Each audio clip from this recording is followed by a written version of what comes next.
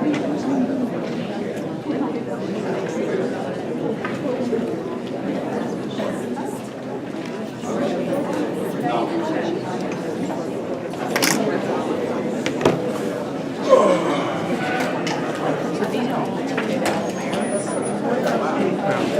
have to watch. You're gonna have to watch. Okay. Yeah, you're gonna have to.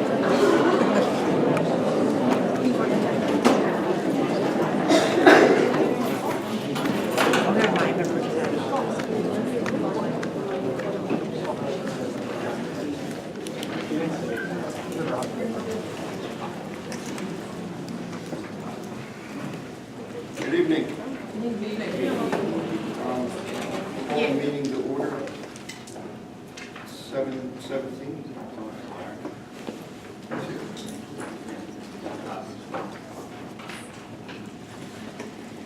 7:13.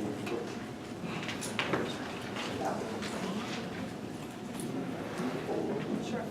Doris Nelson's going to call the roll, please. Stephen Young is resigned. John McGrody, Present. George McClay, Here. Doris Nielsen here, Anthony Boyle, Here. and Mary Dysler here. Thank you. We're involved in executive session. Mr. Sperling was with us. He's currently making copies right now. A couple things. He's here.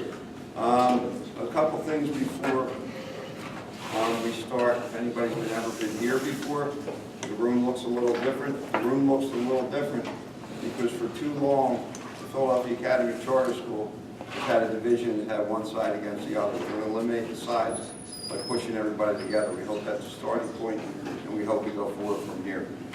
I'm going to, in executive session tonight, we spoke about a personnel issue.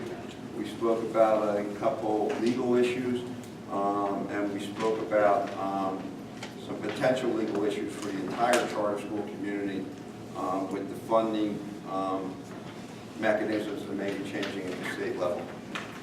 And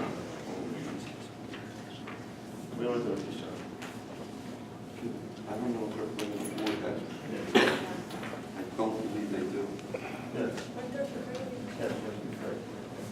I think I need them.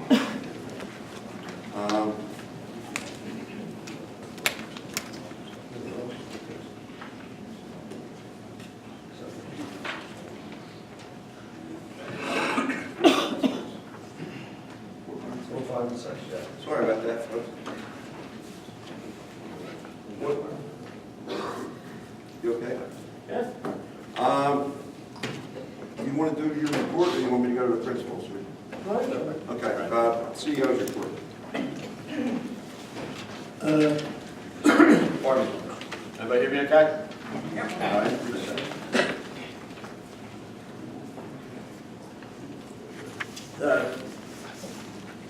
Business, CEO's report regarding businesses, there's some uncertainties on the budget for next year. We have not been able to hammer down what our funding for 2014-15 is yet. There's a lot of issues that are up in the air. We received news 2 weeks ago that there could possibly be a change to the way special education gets funded.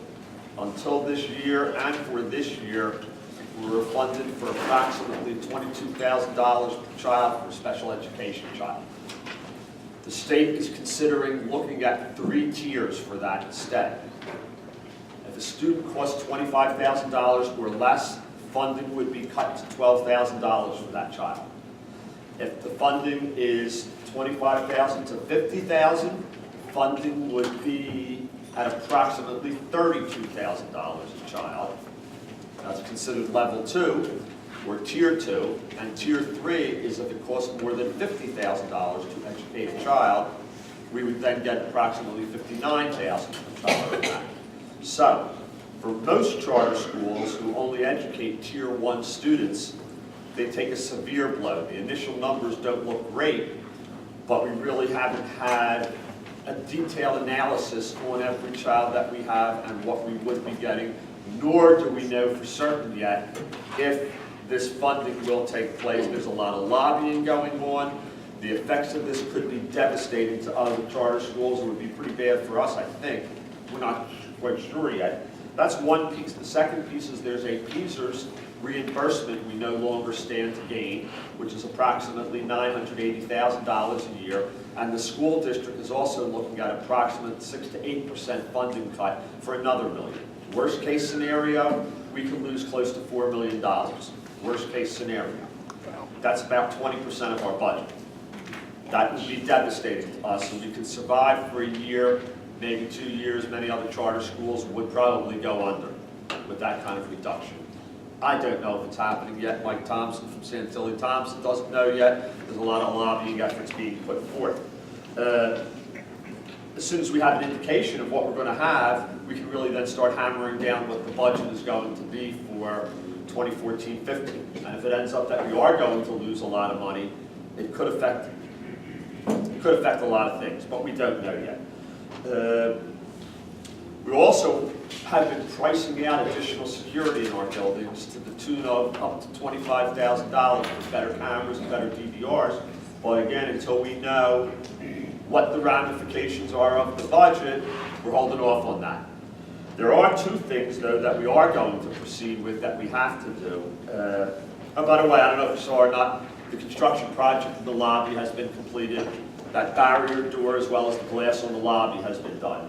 We're waiting for the electronics to be installed so the buzzers work to get through. That was just done over the last couple of days of spring break. But we do need two things desperately in the building. One is a roof at the high school, and the other is upgraded and remodeled bathrooms at the grade school. Did I say roof at the grade school? No, roof at the high school, and remodeled bathrooms at the grade school. Those we're going to do whatever happens with the budget. Some of the biggest expenditures in running a school are building maintenance and upgrades.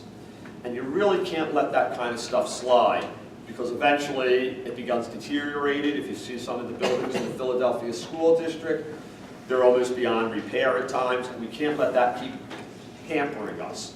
So we're going to start proceeding with looking for an architect to help design what kind of work needs to be done on the roof, and then get general contractors out and begin the process of putting a new roof in and putting new bathrooms in. We don't know what the bathrooms are going to cost. We do know a roof could be as much as $500,000.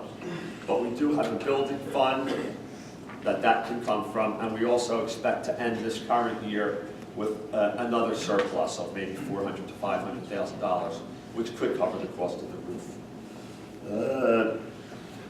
That's what I have for business. This week, on Monday, I received a 36-page 2014 Cyber and Charter School Reform Update that was released by Representative James Roebuck, who's the chairman of the Democratic House Education Committee. Like I said, it was a 36-page report, and there was a lot in it. There were things that had to do with finances and charter schools. There were things that had to do with the achievement of charter schools. I just wanted to put out a couple of statistics there, because to tell you the truth, I was pretty proud of what it showed with what we're doing. The first thing is that, you probably know this, but if you don't, in 2013, the Pennsylvania Department of Education, PDE, stopped measuring schools using AYP. Did you know that?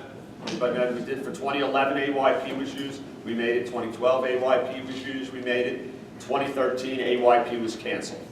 Schools are now issuing what's called a school performance profile. Has anybody ever heard of that? No. SPP. It's been publicized in the newspapers and stuff, and there's a website you can go to and you can look up school rankings across the entire state, public schools and charter schools. School performance profiles are a ranking up to 100. That's what it is now. So there is no longer a designation of AYP. You look at your ranking. Our ranking for Philadelphia Academy Charter School is an 80.4. But it's interesting because in 2013, which is the first year they did this, the average SPP ranking for all public schools is 77.1. The average for charter schools is 66.4. Philadelphia Academy is 80.4. A couple other key statistics on that report. There's 163 charter schools in Pennsylvania. 163. Only 28, which is 17% of them, have SPP rankings greater than 80. So 28 out of 163, or 17%, are ranked 80 or above. I'm proud to say we are. Only 7 of those 28, 25%, enroll more than 1,000 students. So only 7 of the 28 schools that are ranked over 80 enroll over 1,000 students. Only 5 of the 28, which is 18%, serve K-12 populations. Finally, only 2 of the 28, which is only 7%, have special needs populations over 15%. We're one of them. Of the 28 schools that are over 80, ours is the largest. Almost all of them enroll only students with mild disabilities. That doesn't count us. So again, I'm pretty proud of what this shows that we've done with our students. And Philadelphia Academy is the only charter in the entire state that met all those criteria.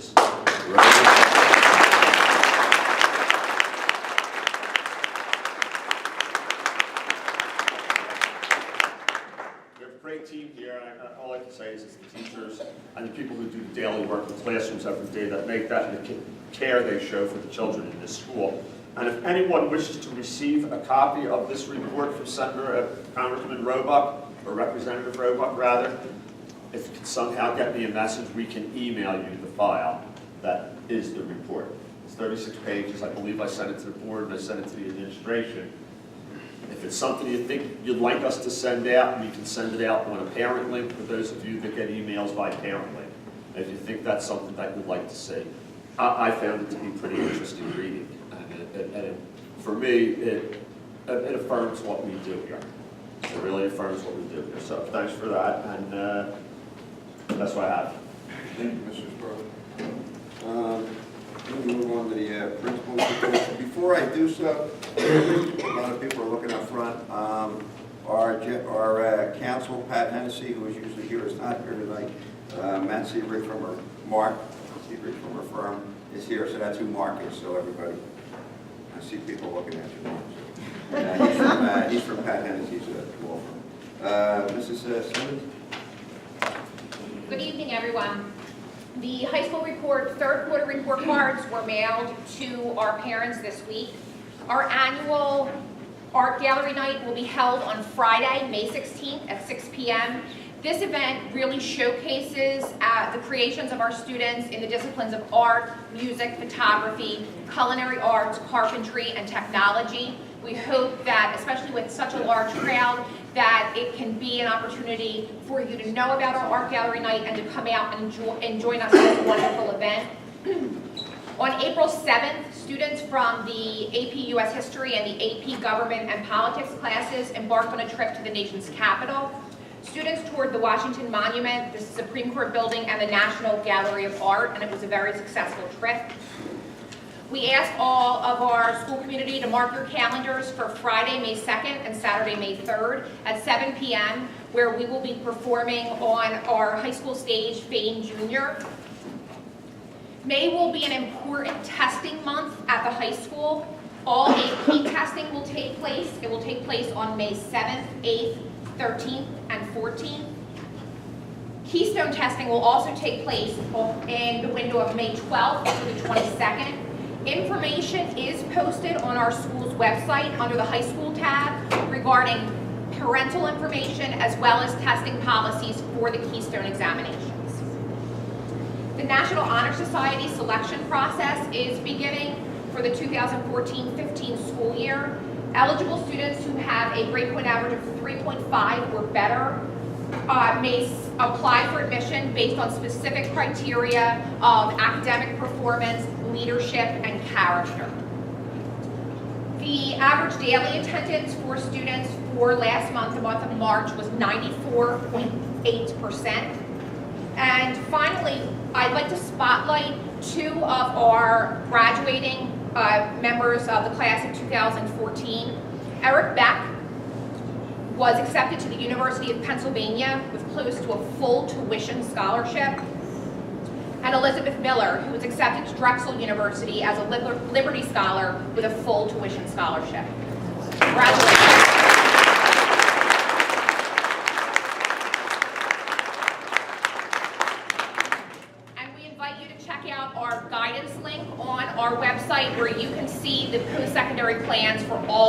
members of the class of 2014 who are about to leave us in a few short months. So thank you very much.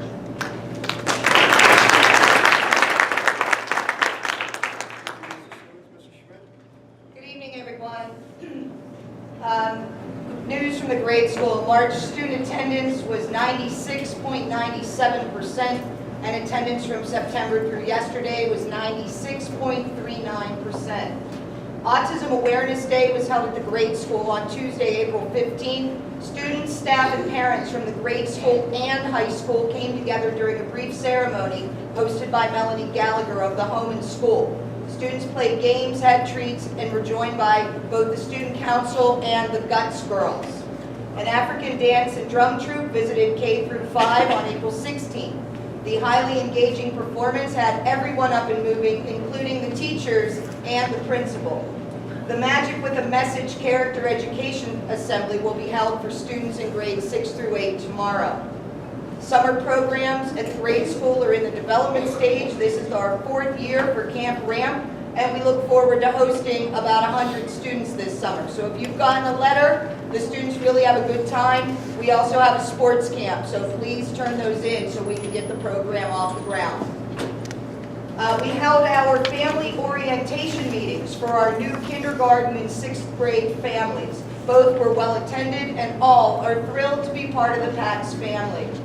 Next Wednesday, as part of Philadelphia's Science Week, we have scientists from NASA Outreach are coming to PAX for the 6th through 8th grade. They're doing a show called What's Next for NASA, with a focus on rockets to 6th through 8th grade. Dr. Faith Gordon, the aunt of one of our middle school students and a regular school volunteer, helped make this happen.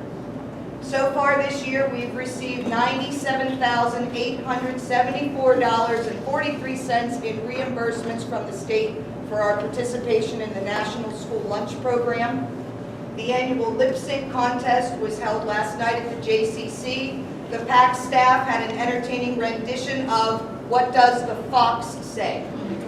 The 4th and 8th grade science PSSA is next Monday and Tuesday. This is the final PSSA of the year. And I would like to make sure that we recognize all of our wonderful administrative professionals for their hard work and dedication to PACS. If everyone wants to just wave, say hi. Thank you.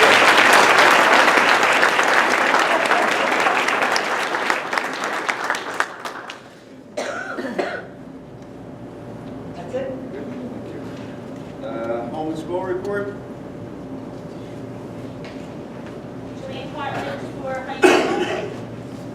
We are having our student volunteer luncheon on May 28th. This luncheon is for all students who have helped not only during the school but PACS as well throughout the year. We will also be hosting a teacher appreciation luncheon for our high school teachers. One of the last days during the last week in May, I'm speaking with Megan Simmons on that. We're also still looking for any interested parents that might like to join our Veterans School Board. We have some people who have shown interest. We will be contacting them before the school year ends. If anyone is interested, please call Veterans School and they will contact Dan Taylor or myself. Thank you. Thank you. Kim Burns, grade school, middle school treasurer. PACS is high school and grade school is going to have a combined meeting here Monday, May 5th at 7. There's flyers up at the front. Please come out and support us. We had the Yankee candle that did amazing. Thanks to Paul Coleman who ran it.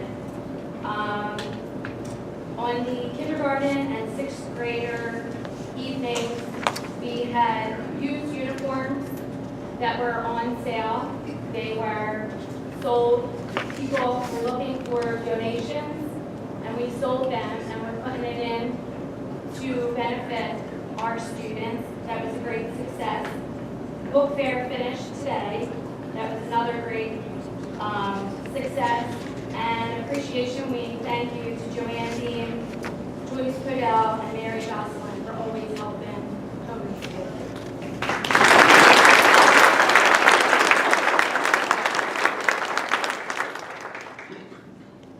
Parent advisory? John Pat Miller for Parent Advisory. This is an issue that I would normally try and get with the board with one-on-one. Given the current climate, I don't feel comfortable when I have to speak publicly on it. I know the teachers are all certified, but a parent came to me, a special needs parent, and they questioned, are all administrators and special ed coordinators supposed to be certified? It's all 100% of our certification. If you don't have that answer. No, forgive me, Mr. Milligan, but I'm wondering if this is part of the parent advisory report, or if this might be conducted under new business. I'm not exactly following what you're saying. They approached me and asked as a member of the panel.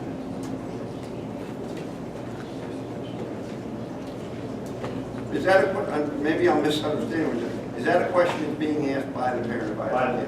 No, it's me. A parent approached me and said, can you tell me if all administrators and special ed coordinators are properly certified? With that said, I think that's probably more appropriate under new business. I know you're on the parent advisory council.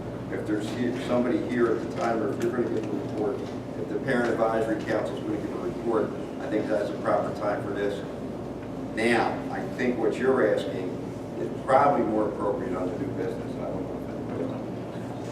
I think we have a consensus on that, so we'll take that up under new business. And I don't know, is there somebody from the parent advisory? Well, I am from the parent advisory board.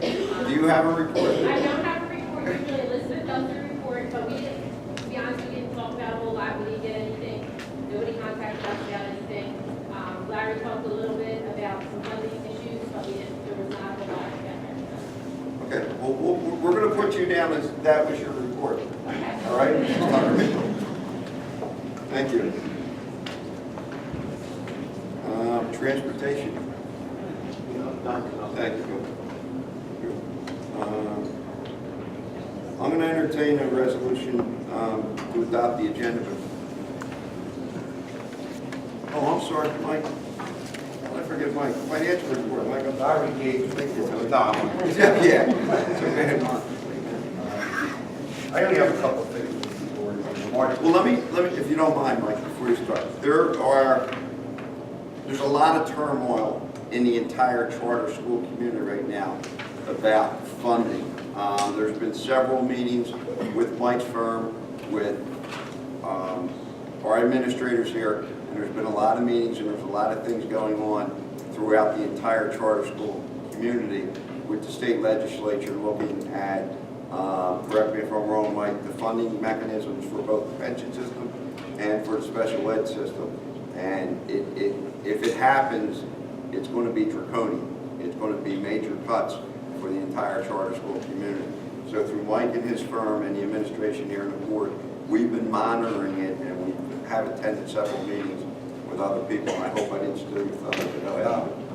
I wasn't even going to judge that. Okay. I think most people already know that there's a problem. Right. Just a couple of things to report, John. In March, the School District of Philadelphia reduced as per pupil subsidy the charter schools in Philadelphia, and ours funding decreased retroactively back to July 1st by $150,000. It lowered our projections through the end of the year. Last month I reported we'll probably finish the year with a $500,000 surplus. We're closer to about $400,000 right now. And that changes month to month. Our expenditures continue to track under budget, and total disbursements for the month of March were $430,000. That's all I have. Thank you. Like I said, we're going to do the resolution to adopt the agenda. The agenda expanded a little bit. Before we do that, I'd like to make a couple comments on behalf of the board. It's been a tumultuous month here, to say the least, at Philadelphia Academy Charter School. In my opinion, my personal opinion as the board, I think there's been a lot of unnecessary and unwarranted attention focused on this school. It's a phenomenal school. It's the best charter school in the city. I think we all agree on that. The teachers, faculty, and staff are phenomenal. Our students are the best. There has been, for lack of a better term, a little bit of a campaign waged against this Board of Trustees. If you've seen newspaper articles, if you've seen things in car lines, if you've heard things about faculty meetings, please know that the Board of Trustees has not commented at all, except for 6 words in a newspaper article. That's all we have said in the last month. This board conducts business in public out here. The things that are going on in executive session are things that occur in executive session and should occur in executive session. So I'd like to put everybody's mind at ease that this board is transparent. We do things via resolution, and we do things out here in public. And this board, to a person, has the best interest of this school at the forefront of every decision we make. And we do make decisions, and we do ask questions. And that's what a board is supposed to do. And if boards in the past have not done that, they weren't doing their job. But this board will do that, and that's what we're going to do going forward. And we're going to have these discussions out here in public, and everybody's going to see how we discuss things and how we do things. I think it's unfortunate that things have gotten a little out of hand.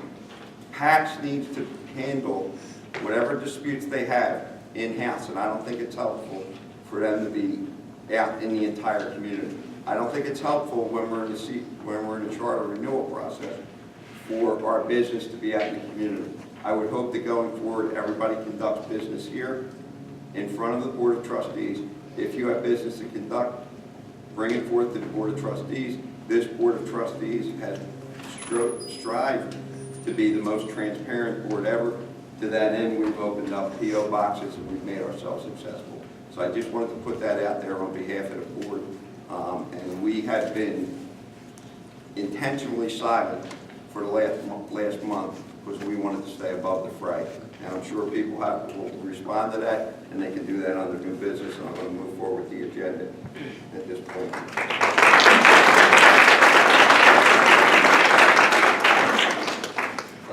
The agenda is increased. We have 3 additional resolutions on the agenda, so we're going to have resolutions 4, 5, and 6, which were added. There are copies up here.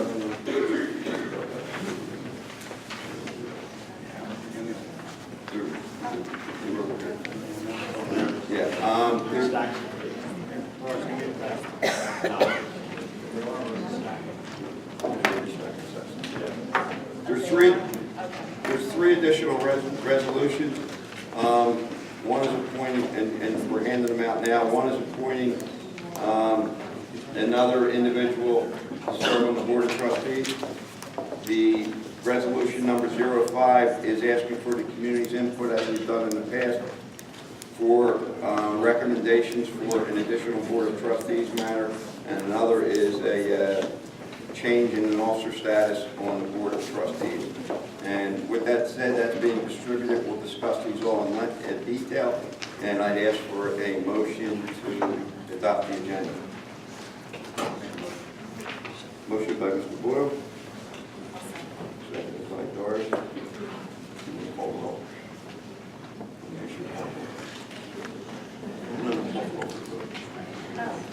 Call roll for the vote. All in favor?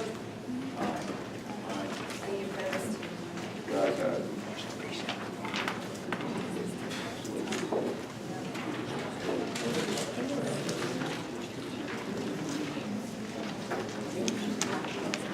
What I'm going to do, right now, we have public comment on the resolution. What I'd like to do is have public comment on each individual resolution, since we've added some to them, and I'll give everybody an opportunity to look at it. First resolution is to adopt the meeting minutes from February 20th, 2014. Do I have a motion? Motion by Doris. Seconded by Boyle. All in favor? All opposed? The ayes have it. The ayes have it. Resolution accepting the resignation of board member Stephen Young. I'll make the motion. Seconded by Nielsen. All in favor? All opposed?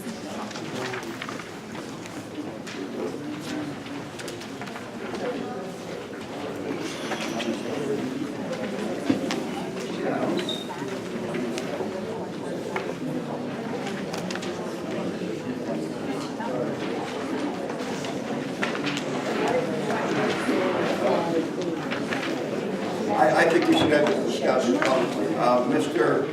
McClay has voted no to accept the resignation. There's some discussion up here on the board now of how this occurs. I believe our bylaws, if I'm correct, are that the resignation of a board member is official at the time the board member tenders that resignation. I'm just doing this all memory.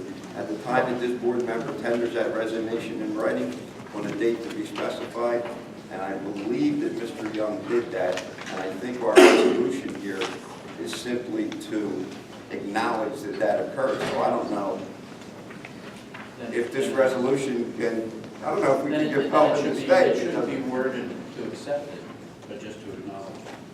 Well, then I think that's a good If point. that's the case, change it. Well, then how about we add that to acknowledge? That's a very good point. We acknowledge the resignation of Stephen Young, because I don't believe we can reverse it, especially against his wishes. I would. Made the motion, I seconded it. All in favor? Aye. Thank you. All opposed? Resolution approving, I'm sorry. Did anybody have any public comment on the resolution to adopt the meeting minutes for February 2014? I'm sorry, March. Thank you.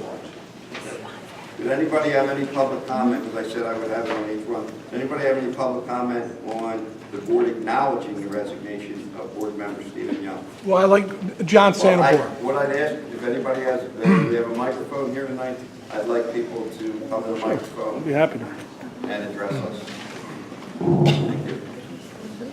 And could you identify yourself if anybody comes up with you? I'm John Santabor. I would like the resignation read to the public. I seen it earlier tonight with you in the back, and I think it's something that should be read to everybody from Mr. Young. Okay. Now, Mr. Young tendered his resignation to the board in an email. Several individuals have resigned over the last year. They all tendered their resignation either through an email or through a letter. Individuals requested tonight to view that material. That material was provided to them. The board has decided that we're not going to put that information out because individuals who have resigned have done so of their own free will, and we don't believe that the individuals who have departed the board, that we have the right to disseminate their information. Well, I asked for that the last few weeks ago. I got a response from you a couple of days ago that you would be happy to show it to me, and I requested it publicly be shown and shared. It's very important that that is shared with everybody to see what his idea was for resigning, and it points out some things, and I've seen it tonight, and I think it should be shown to the public. Well, it'll be shown to anybody requested. And Okay, then everybody in here requests to see it. It's No, important to see it. you don't speak for everybody, Mr. Stanford. But let me just say this, that you sent me an email asking for the resignations. I told you that we would display that to you. I don't think we were required to do that because it wasn't a right to know. No, I asked Now, hold on, publicly. hold on. I'd ask you to step back to the mic if you're going to continue to talk, but let me finish. We were under no obligation to provide that to you. Nonetheless, we did provide that to you and did show it to you. And you, in an email earlier, well, in an exchange you and I had earlier today, or in an email I received from you earlier today, you stated to me that your request was for me to publicly read that. I went back through all our emails. That was never your request. Your request was to view that document, or to see that document, to have a public inspection of that document. I asked you to come in at 6:45 tonight into the Board of Trustees executive session. You come in with myself and the Board Attorney tonight. I'm gonna come back up and for view this. document. Now, that is totally untrue. When that email was sent to you, it asked it to be publicly displayed. This email today, I said to you, hey, I'll come up, I'll be happy to look at it, but as I said before, I want it publicly viewed, as well as these minutes you supposedly have of these people they left.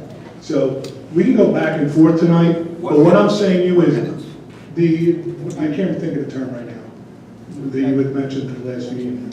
But what I'm looking for was for those minutes, for the resignation to be read publicly. I said it to you before, and I will be happy to pull the email and forward it tomorrow or whatever, but it was asked that it be shared. And after seeing it tonight, I think it's important that everybody in here gets to see it. Thank you. You asked for it, you saw it.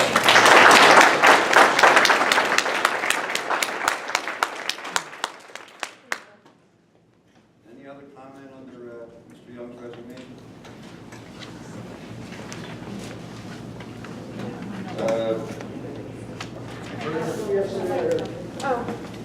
It's just a question. How would I request a copy of that resignation? Could I get that tonight before we leave, or would that be an email form? If I wanted a copy of, Number one, I didn't hear you. Number two, we do have a record, so I was hoping you Oh. could identify yourself. sure, Georgie Ann Newman, Okay. and what other information? I didn't hear your question. If I wanted a copy of that resignation that he was speaking of, how would I get that?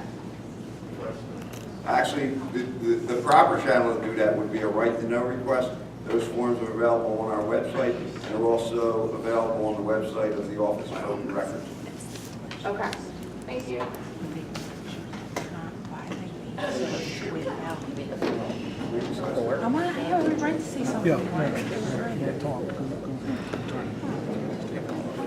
Okay, a resolution approving the school calendar for calendar year 2014 and 2015.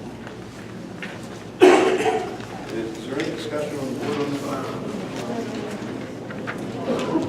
I am opposed to the calendar because it expands the school year to 185 days, and prior it's been, which year was it? 183, so therefore I'm opposed to it. That's my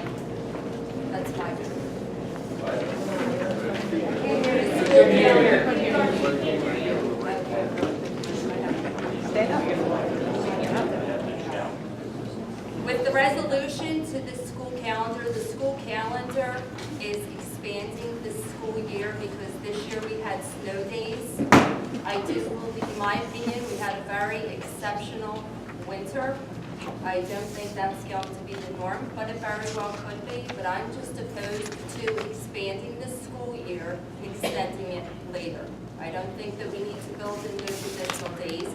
I would favor putting into place, if we do use a snow day, then this day would be removed from vacation, or this day would be removed to prepare you if we have a snow day, but I am not in favor of expanding the school year.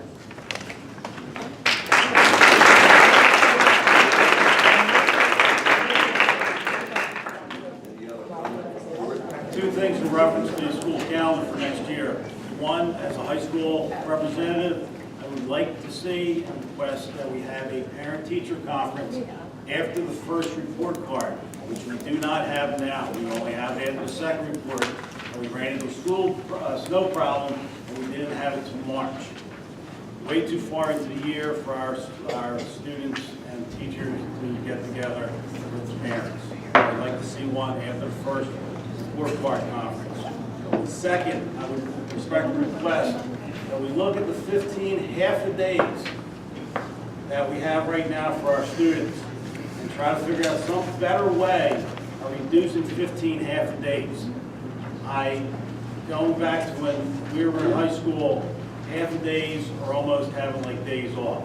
Is there any way we could reduce that and still get the proper teacher training for that? Any other comments? No, I mean, that's what we wanted. Let's help.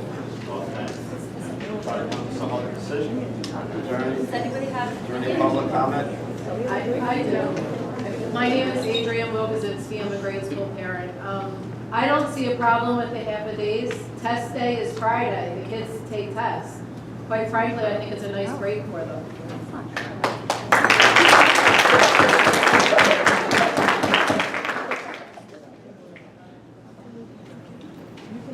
Any other public comments?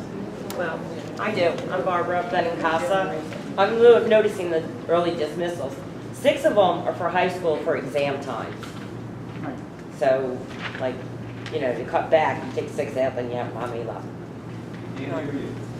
I Yeah, said. you know what, I'm gonna ask everybody if you can come up to the microphone, we put it there because of our subject.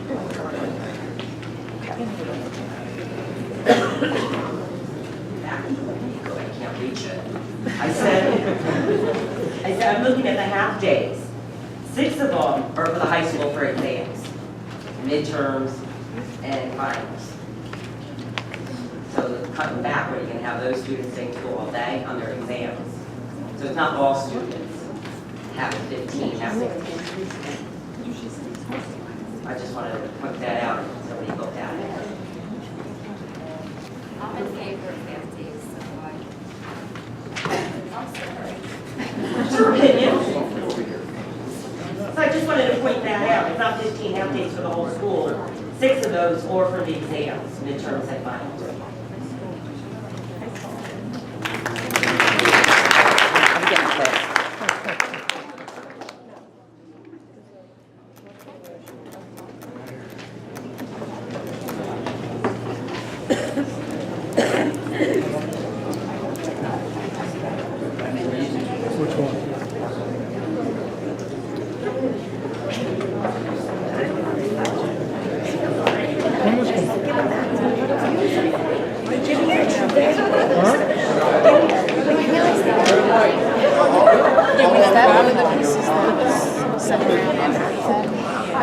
I'm gonna let you speak.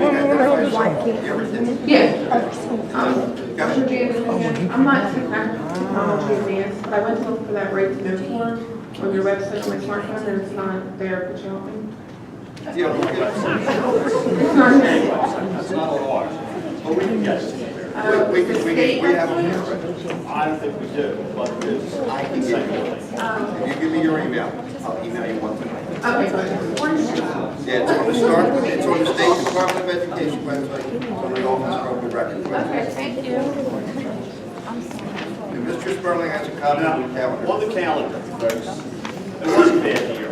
I don't know if it's going to be a bad again next year. I don't know that it's not going to be bad. But I will tell you this, we lost a lot of instructional time this year due to the weather. Definitely. The grade school made their quota for days.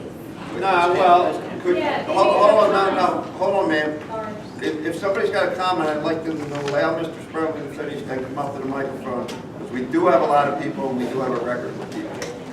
Sorry. First, there's 2 different requirements for hours. Kids in grades 1st through 6th grade have to do 900 hours. Those in 7 to 12 have to do 990 hours. It's not 1 to 8 and 9 to 12. It's 1 to 6 and 7 to 12. But the point I'm making, Kim, is that we lost well over 50 hours of instructional time this year. I find that a lot of time for our children to lose in instruction. We were able to make up 2 days, but in all honesty, they were not 2 good days. Attendance was maybe 80%, if that. There were probably 8 or 9 teachers at the grade school that had vacations planned, as well as a number of kids, and there were a number of teachers at the high schools that had that planned also. I'm trying to settle a stable calendar so everybody knows what it's going to look like on September 1st and what it's going to be like through June. Now, if we want to go back and do what we did, okay, if that's what the board feels we need to do, certainly we can all live with that. I think that the uncertainty and that was presented because of the weather and the instability that followed that was not a good thing. That's all. So I'm just looking at this and trying to avoid instability in the school calendar for instructional time for the kids. And that was the thought process behind it. So, no, that's it. That's all I have. Any other comments? I know, I'm sorry. Come on. I'm Robin Samasi from the grade school. Can't we add to the end of the school day? Most of the Catholic schools in the area, instead of getting out at 2:45, they stay till 3 o'clock, 3:15. That's just a suggestion. Or the half day, can we just add the half days instead of taking away days? And have that an asterisk saying, if there's no days, we take away from half days.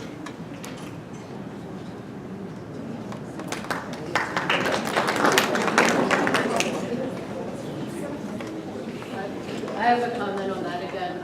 I would rather, if you're going to keep these scheduled days, that if you go back and you say, if we do not use snow days, we'll give back to the end of the year. They'll get out earlier, you know, whatever it is. What is it, 182 days?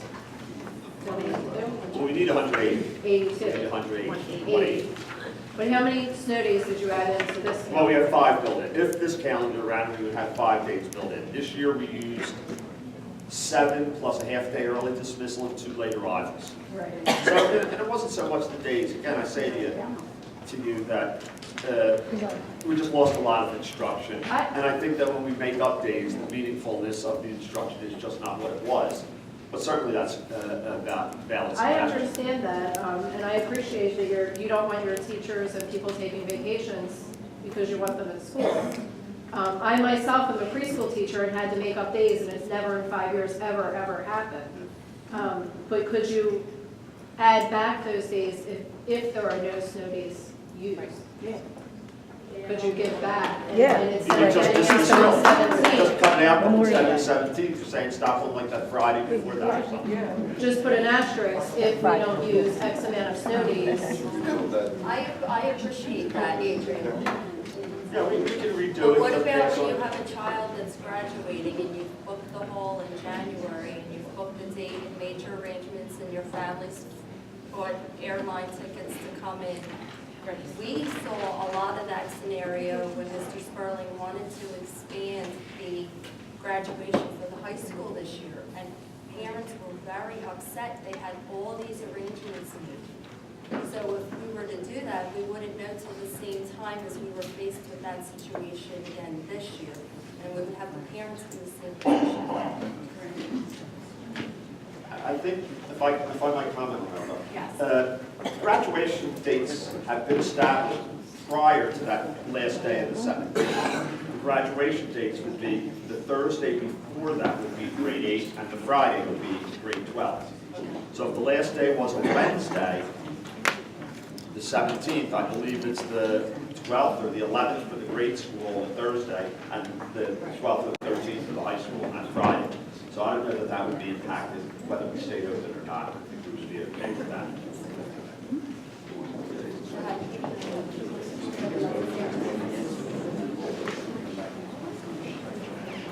Hi, my name's Jill Hennon. I just think with the crazy weather we had, we lost that instructional time, no matter what. If you add 2 days to the end of the year, they're still not going to get that time back. If anything, they're probably going to babysit the kids for 2 more days at the end of the year. They're not going to get that time back. They don't have that instructional time and 3 PSSAs. You can't make that up at the, in June. Could you come up, please? I know it's possible. Hi, this is just a suggestion to buffer in some days. I'm probably going to get some looks from teachers, but I'm a fellow teacher when I say this, so keep that in mind. I work at another school. We had 2 mandatory professional development days that were held on Saturdays. So you could always kind of build that in and make some of the half days full days. Just a suggestion.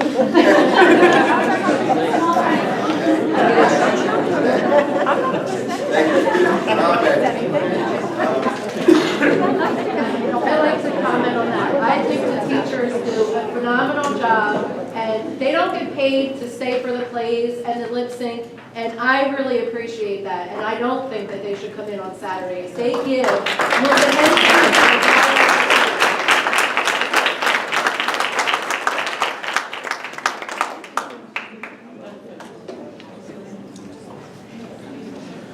Yeah, here's what we're going to do. We're going to take a vote on it. If the vote doesn't go, we'll go back, we'll work on it. Bring it up in May. Again, we'll bring it up in May. We will have it done by next year, we promise. Okay. Hold the roll.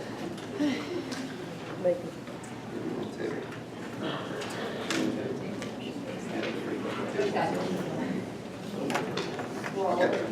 The board is in agreement that we're going to table, we're going to take a look at it, and we're going to bring it back next month. I have a comment at this point, you guys know what I'm going to say. When we come back next month, we're going to look for a decision. And with the decision on the school calendar, somebody's always going to be happy and somebody's always going to be upset. And we found that out this year with Mr. Sperling when we dealt with how to make up the snow days. No matter what we did, somebody was mad at us and somebody was happy with us. So we'll be back next month to make some people happy and disappoint some people. So we'll go to the table that and we'll go back and take a look.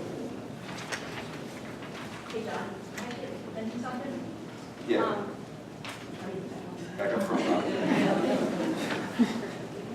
My cousin kids are up in Langston Valley, and on her snow days, the teachers gave their assignments over the internet. And that's what, it was, they have summer school, so why can't the teachers give the kids their assignments over the internet and they do these? We actually discussed that this We year. did, Rob, we did do that.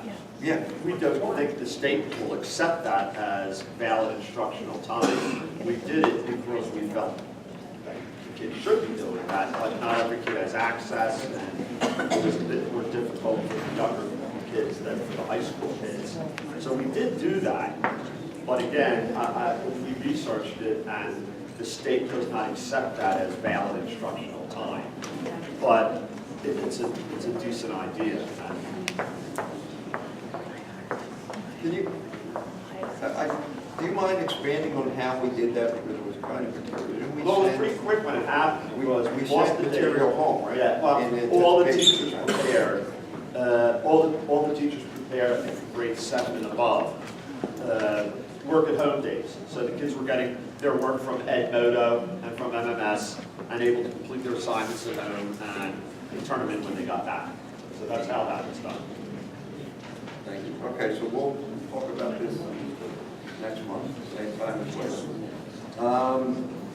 Resolution approving the Board of Trustees meeting schedule for 2014 and 2015. Does anybody on the board have a comment? I know I do. Okay, we've looked at the dates, as Mr. Sperling has looked at the dates, the board has reviewed it. There were no conflicts with any holidays or anything like that. One of my pet peeves is the meeting location. What I would propose to do, and I would say to my fellow board members right now, is I think we need to alternate months between the grade school and the high school as to how we hold these meetings and where these meetings are held, because we are truly a community of learners here, and we are truly a grade school, and we are a K-12 school. And when my children, my one child is still in grade school, I always thought it a little odd when I came to board meetings over here, and they weren't held over there. So I would like to propose that we amend this to maybe do an even or an odd month, maybe hold even numbered months at the grade school and hold odd numbered months here or something in that thing. And I'd appreciate the input of my fellow board members or anybody in the audience on that.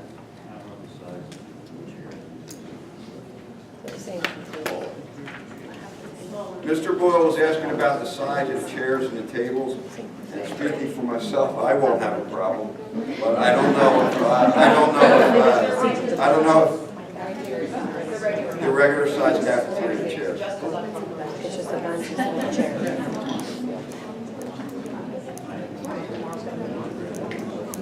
Is there any public comment? I think this is a nicer meeting space. I don't know, it's more spacious. You're not looking at a kitchen. I mean, I don't know, it's just. Well, the other thing is too, that there are individuals on the board that are community members, that are not parents, and have stepped forward, and they are exposed to high school all the time. And I think as a decision-making proposition for Board of Trustees members, another way I believe, I think they should be exposed to both. And we have a wonderful grade school. And I think we have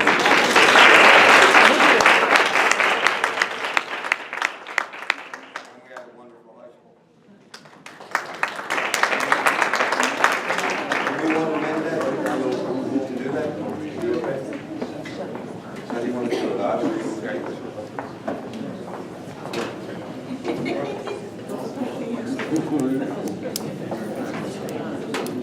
This is equal.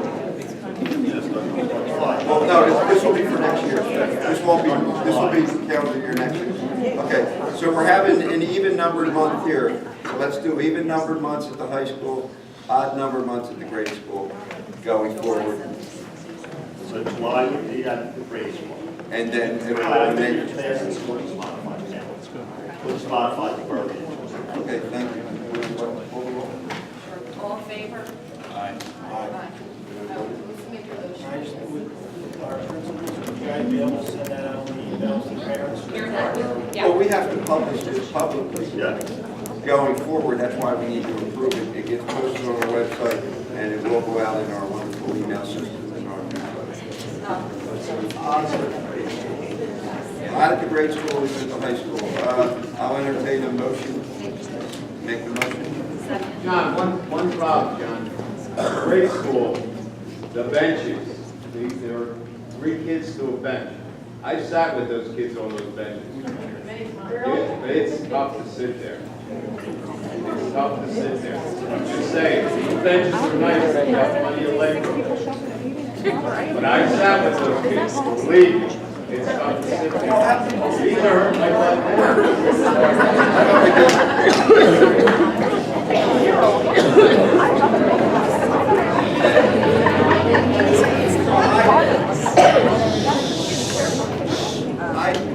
I think we should give it a try and see how it works out. And I appreciate, and another thing, I appreciate everybody's attendance tonight, but our board meetings are not generally this abundantly attended. That's correct. So, Thank you.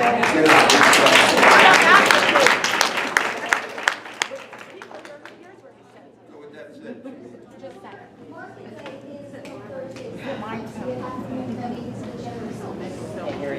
okay, well, board of trustees can go to Jim, I think go anywhere.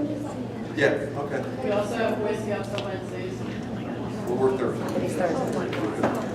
Okay, I'll entertain a motion.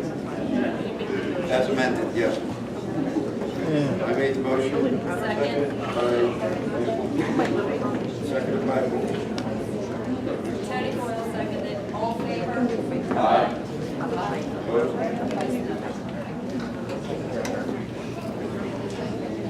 All right.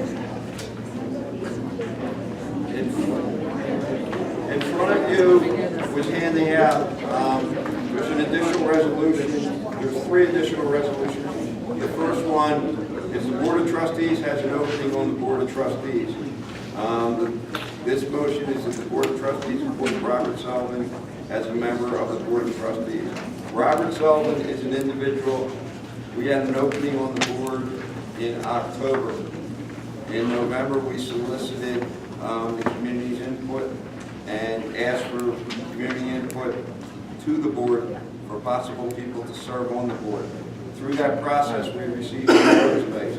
One was the resume of Robert Sullivan. The other was the resume from a community member, Mary Deisler, who sits 2 seats over from me. Mary Deisler has been an amazing addition to this board. She is involved in school finance in a neighboring school district. Robert Sullivan is also a financial person. He's an industry professional that works in finance in the industry, and we were actually very happy to receive from the school community 2 very, very qualified people. And at the time, we had 1 seat open on the board, and we would love to seat both of them, but we seated Mary on this board. We did that via public resolution, and we asked Mr. Sullivan to serve on the CADC, which is the organization, a board that owns the property here by operation of law that gets leased back to the school.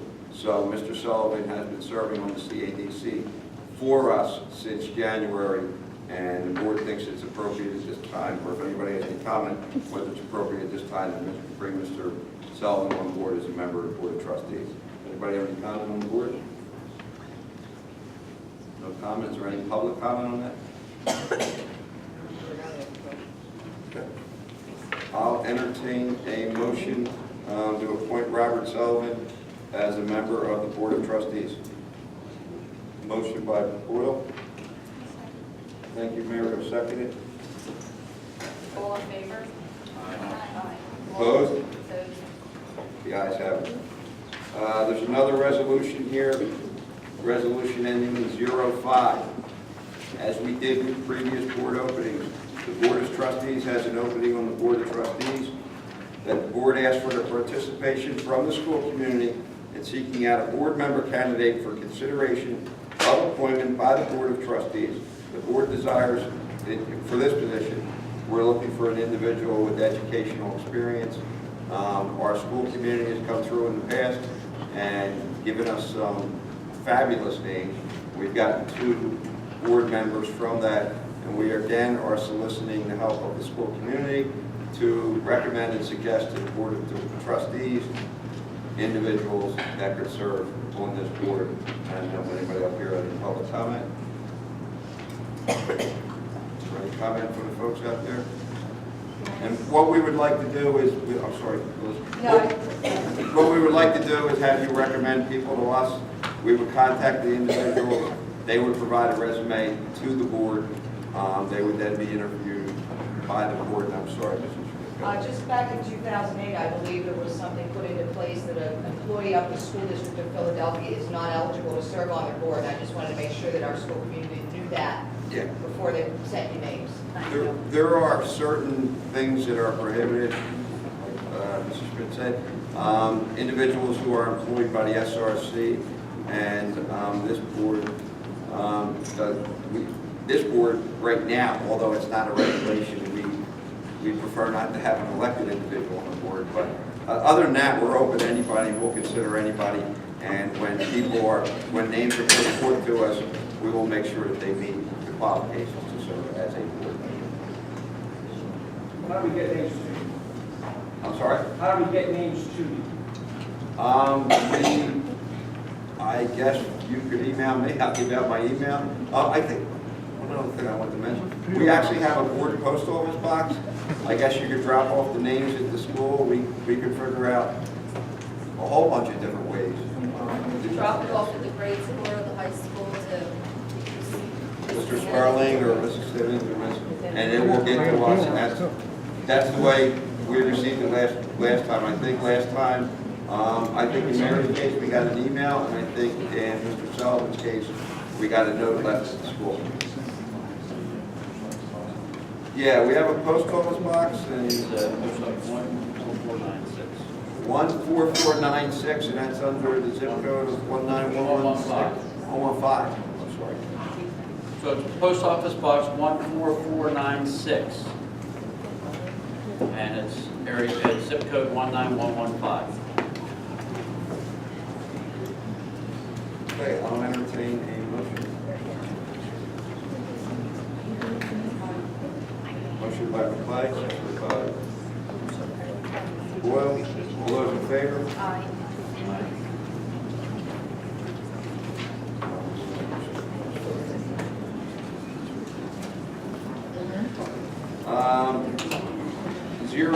06. This is a resolution of the Board of Trustees. Board officer resignation. There are members of the board, and then there's officers of the board. George McClay serves as the Board of Trustees Vice President. George McClay resigns from his position as Vice President, will remain a member of the Board of Trustees, and therefore be resolved that the Board of Trustees accept the resignation of George McClay as Board Vice President, and he will remain as a member of the Board of Trustees. Does anybody on the board have any comments at this time? Any public comment? I do. Would you please come up? I'm coming. Yeah, looks like he's resigning. I did send a letter. I hope you got it. I sent it. We received your letter, Okay. in addition to, I believe, one other letter. Okay. I had written a letter. I'm asking George to resign from the board from his comments last month. His disrespect, his talking of personal business of the board, and he's speaking publicly about it, even though it's his opinion as board member. I don't think he should be able to do that, or should do that. Also, for his comment to Phil Palin last month, and it's written in the minutes. Let's not go where your history goes. That seems to me something intimidating, harassment, to an employee of the school. So I'm asking George McClay to resign from the board or have the board remove him. Thank you.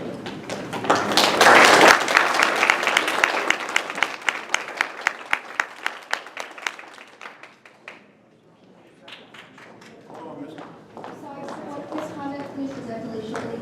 When I was harassed by a board member and I asked for her resignation, it was not seen as an appropriate thing to do, and she did not have to resign or was not she didn't get in any trouble for it at all whatsoever, so that's just my piece.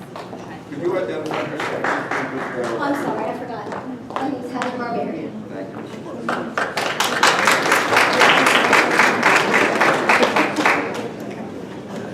Mr. McClay is going to respond.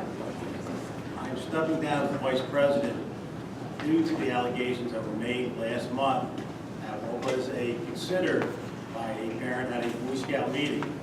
Let me tell you what that meeting was.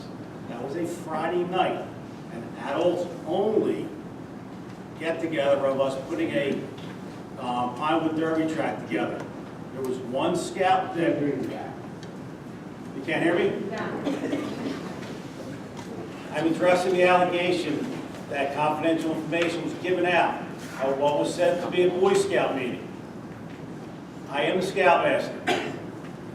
That was an adults-only meeting with the exception of one scout there. That was a Friday night, which we do not meet on Friday nights, but we were putting a Pinewood Derby track together in the gym at the elementary school. There was one scout there. I was addressed by two parents who are scout parents who asked me how are things at the high school. I am the high school representative. I ran on numbers that I spoke about months ago. Numbers I put out publicly that are still out there. Okay, and I will defend those numbers as in test scores and some other numbers that we spoke about. That's what was spoke about. There was no confidential information given out that night. That was my opinion, and I, as being a parent representative of the high school, I feel I should be able to speak to the high school parents when they ask information. That was all that was given out. I'd like to say something. My name is Russell Burdell. If you are a member of a parents association as well as a board member, in those settings, your board member status takes effect. So you should resign from one or the other and not serve as both. Because it is a conflict of interest if you're representing the students and also on this board member making decisions. So you should not be on both. You should only be one or the other. Could you identify yourself? Russell Burdell. I am not part of any other parent committee. I am a Scoutmaster. That is a whole separate organization. What other organization do you think I... You said you were a representative for the high school. As a I'm parent, a high school representative on the board. There are three elected positions on I am this elected board position on the board. for parents. One is a high school rep. George is the elected high school rep. Okay. There is a grade school, elementary school rep. Doris Nielsen is that elected individual. There is a special education representative, and I am that elected representative. That's what he meant by that statement. so regardless whether it's opinion or not, you spoke a lot of opinion. You're speaking on behalf of the rest of your board when you make those statements in a public setting. If you don't know how to separate yourself as a board member and a Scoutmaster, then quite honestly, you shouldn't be in the front of this room representing the Board of Trustees.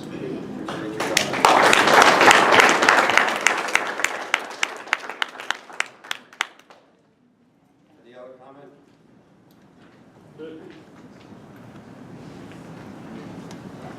I'll entertain a motion to accept the resolution. I'll make the resolution. No. He's not Motion by McClay. I'll But you second the didn't, motion. you didn't comment anything about the comment you made to Phil last month. What's The that? comment that George made to Phil last month. Nothing was said. Okay, I'll address that. That was my fault. No, He and I'll tell spoke you, it. no, He let me spoke tell you it. why it was my fault. And it's intimidating. No, let me, can I finish? That is my fault, because I was the individual that was chairing that meeting. Mr. McClay said something to Mr. Palin after Mr. Palin made a statement. Another individual at that time had the floor and was speaking to the board. Mr. Palin made a statement. Mr. McClay addressed him. When Mr. McClay probably should have not addressed him because it was my failure to address Mr. Palin to say to him, somebody is speaking, let them do it. That was my failure. I should have took care of that situation. Yeah, but George didn't say that. It's, George actually One said, second, John. let's not go where your history goes. Phil Palin, Facilities Phil, Manager. please come up, dude. That's Phil, not what Phil, happened. My Phil, comment, please. my comment was Come up to made the to microphone. George when he didn't, my comment was made to George when Phil, he Phil, didn't Phil, finish his Phil, statement. Phil, please come over here and address the board. That's the way everybody else is doing. My comment was made to George when he didn't finish his statement. All I said was that he made his comment in front of children, and then he said what he said to me. It had nothing to do with you controlling the meeting, it had to do with his personal feelings. Let me say this to you, Mr. Palin. It did have to do with me controlling. It had to do with his personal feelings. Okay, hold on. It got to that point. It should have never So how got does that have anything to do with you not controlling the It should meeting? have never got to that point because I, as the chairperson of this meeting, should have never allowed it to take that. But it did. Another individual had the floor. You interrupted that individual. I should have called you on that. I did not. Mr. McClay, I did respond to you, but he responded loud. George's comment was in response to what John asked him. He was responding to John asking him about the whole thing with what was being said in front of children. It had nothing to do with anything else. No, that's not my recollection. I'll show you the video.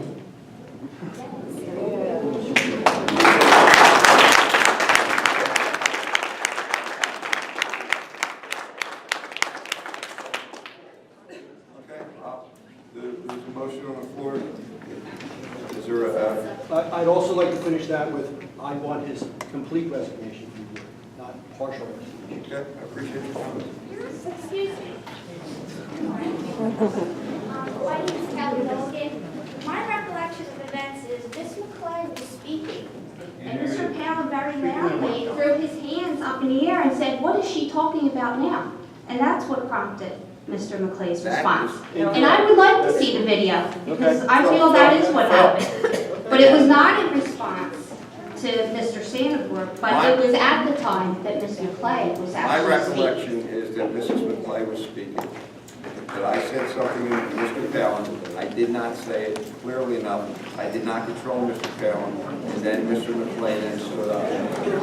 Phil, please come over here. I'd like to add something. What I suggested to you guys back in January about taping these meetings, put them on the website. I mean, honestly, you got a lot of people out here tonight. Last month there was quite a few. A lot of people can't come out.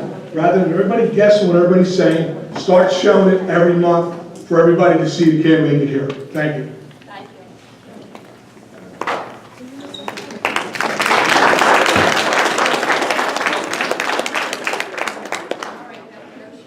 All those in favor? Aye. Opposed? The ayes have it. No resignation then. Yeah, he's got the carry out. New business? New business?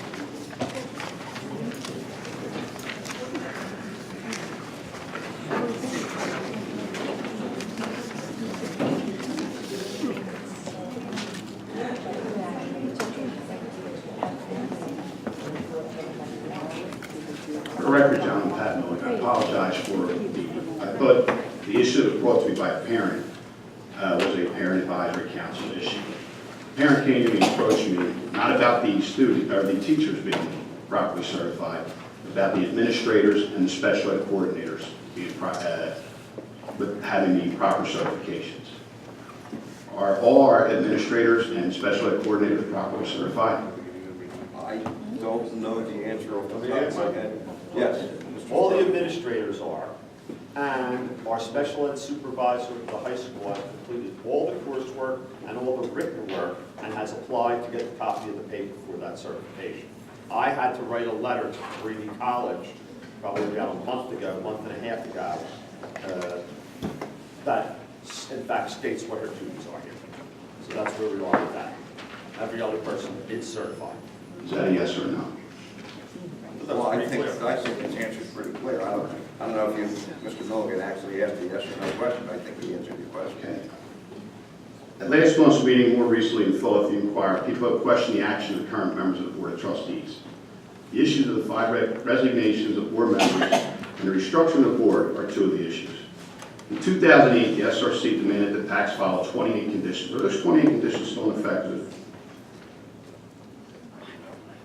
No, I believe, my recollection is, and doing this off the top of my head, I believe the conditions under which our charter was renewed in 2008 extended out to 2013.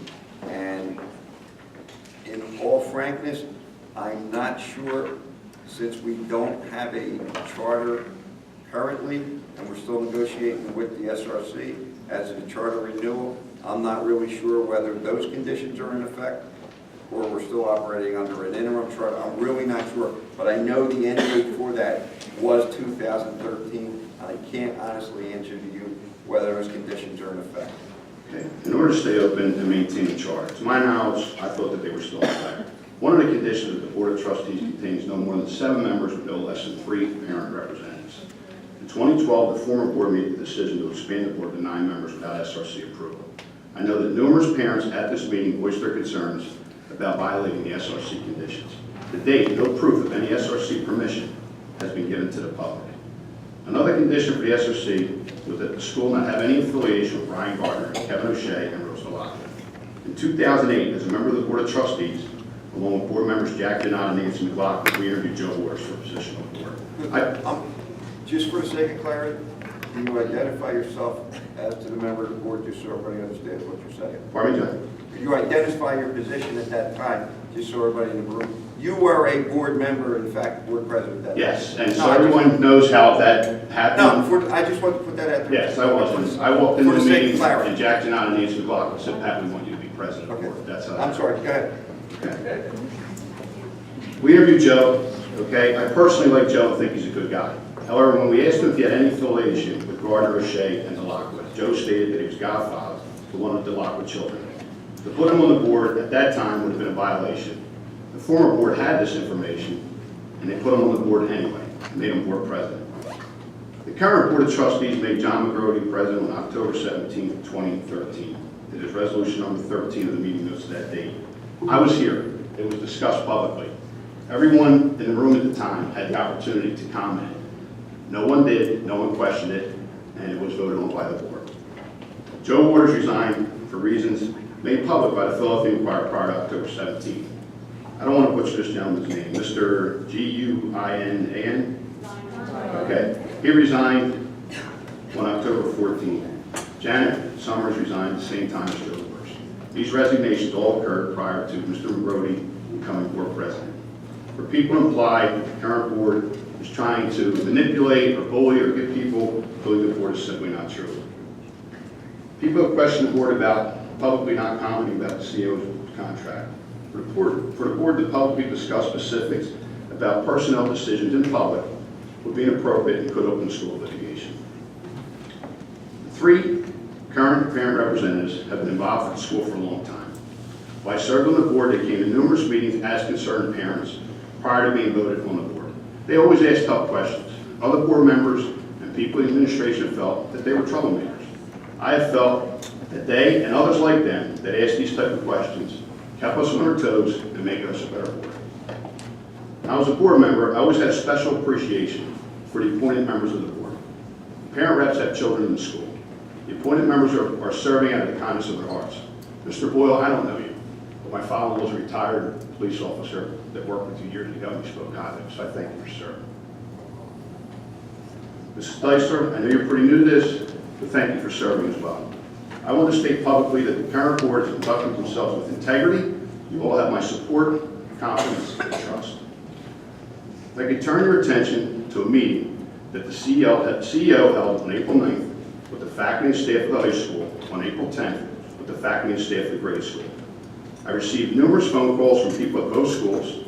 The reason for the meeting, I am told, was to discuss the events of the last month.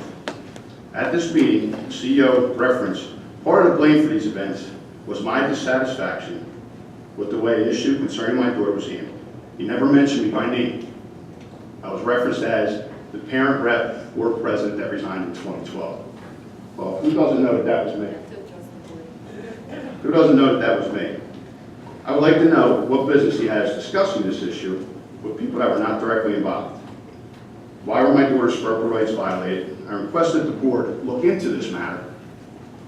I requested the board get back to me after you've looked into this matter. I am also looking into this matter myself. I've already submitted, and I would like to submit to you now, a copy of the right to know request for investigation done into the incident regarding my daughter. Can you tell me the status of that right to know request? This investigation cost the taxpayers over $50,000. This is a right to know request. This is a right to know request at the school, and I don't know how much I want our attorneys here, I don't know how much I want to go into this, but the city is in receipt of a right to know, I'm sorry, the school is in receipt, the administration here at the school is in receipt of a right to know request filed by yourself on Monday of this week. The Board of Trustees was notified, council was notified of this right to know request. Correct me if I'm wrong, Councilor, we have 5 days to respond to this request. Our primary counselor, Pat Hennessy, is out of town, and I believe she will meet the deadline of notifying you as the status of this right to know request by the statutory deadline of tomorrow. And did I get that right? Yeah, I believe the response is due tomorrow. So tomorrow I'll have my response? I believe so. Okay. And the $50,000 investigation, okay, was conducted by a law firm that currently represents the school? Let me say this. You said a lot of things. I'm not going to answer that. Certainly. Actually, it was our law firm. You had a prior solicitor. There was a prior solicitor at the time in 2012 and had an investigation. Up to the mic.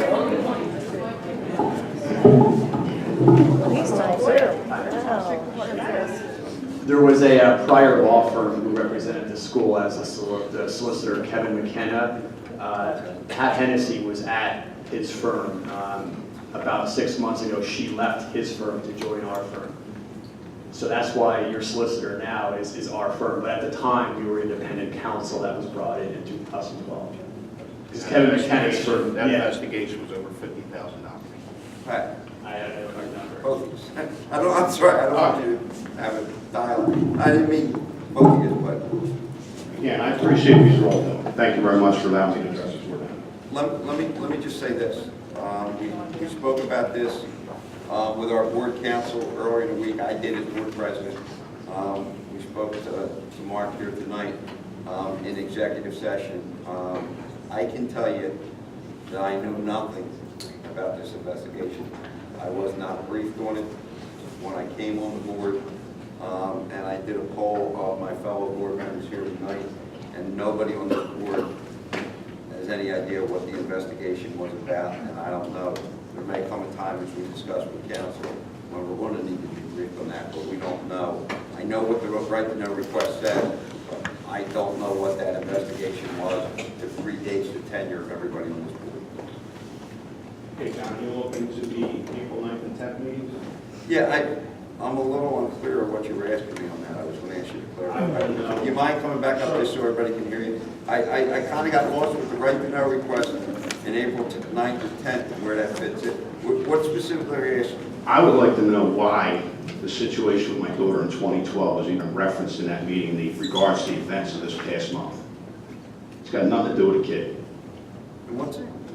I don't follow you what meeting we're talking about. Basically, and this is why I need you to look into it, because I don't have all the facts, was that, the current elected reps don't really like me. I need to go back to 2012 to where the current parent president rep. No, Where did this occur? at the grade school and at the high school, 2 separate meetings. Okay, when? On April 9th at the high school, What meeting? there was a meeting that the CEO called with the faculty and staff of the high school on April 9th. Okay.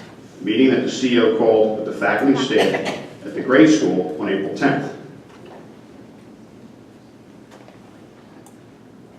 Were where the gist of it was that you don't like them, and has to do because you're friends of mine, and this is all some kind of retaliation, which is completely ridiculous. Let me just say this.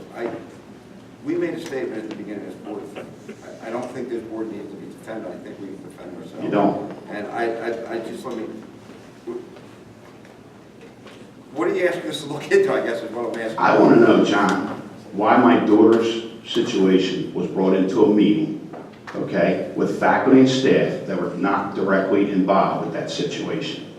Okay. So if a child is expelled here for fighting, do we go over to the grade school and talk to people about I want that? to stop you right now, and I think we'll stop there, and I think we'll take that up as the board, and I think we'll have a discussion with you, because I really think that we're getting into student personnel matters which should not be discussed in this open. And with faculty and staff that have nothing to do with it. And at any point someone wants to stand up and call me a liar, please do. I'm not doing that. What I'm saying is, I think if we want to wasn't have a talking about discussion you. with, I'm thinking if we want to have a discussion with the board, here and now is not the time to do it. That's fine. And this is one of the exceptions for us. So you'll contact me? Executive session. I just want to know that it's going to be looked into and I'll contact you. Yeah, that's right. Okay, All right. thank you. Thank you, Mr. Bowles. Anything else under new business?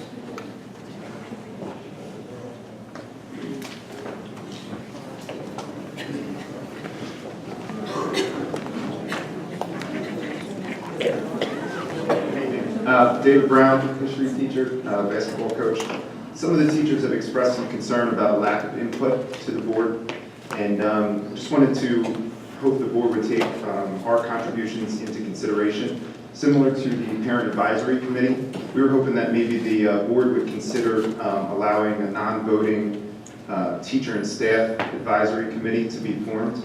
I just wanted to let everyone else know this, grade school included, that maybe we could have a teacher from the high school and a teacher from the grade school give some sort of report every month, and that we will be forming some sort of exploratory committee before the next board meeting, and then would report back to you with just some firmer details on that. But we just wanted to put that out to you guys, so maybe in your next executive meeting you could maybe go over that and consider our contributions. Yeah, that's a phenomenal idea. It's actually something we talked about.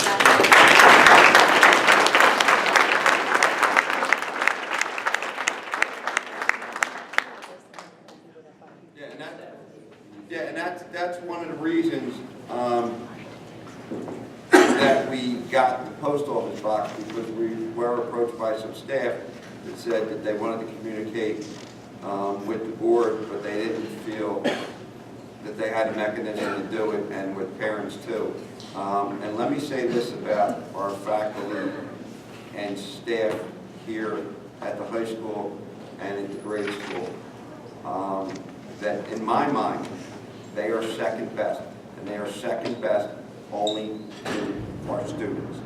Our students will always be number one, and our faculty and staff will be right behind them, in my mind, and I hope in the mind of everybody on this board.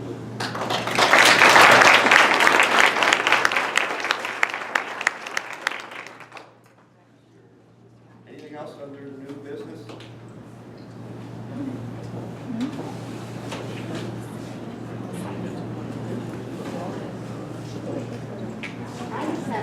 Would you identify? My name is Virginia Kilmer. My son is a senior in this school. And I just wanted to thank Mr. Sperling, because when my son first got here, he was proud, he could have been thrown out of school. Mr. Sperling was the person that stood up for my son and stood up for all these children that were in the school. I just don't understand why I'm